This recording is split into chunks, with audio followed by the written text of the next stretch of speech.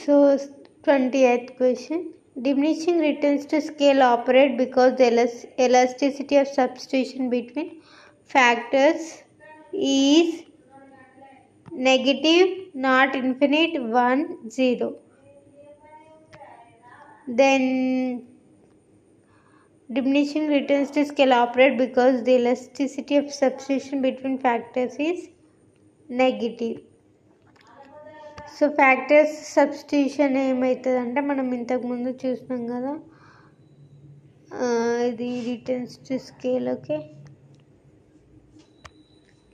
Returns to scale first increasing, then constant, then decreasing. Okay, so ఏంటి ఇక్కడ మనం labour ఉన్న క్యాపిటల్, మనం ల్యాండ్ తీసుకుంటే 3 ఫ్యాక్టర్స్ ఒక్క సర్టన్ లెవెల్ వరకు ఎక్స్టెండ్ మనం సబ్స్టిట్యూట్ చేసిన తర్వాత ఏమంటే నెగిటివ్.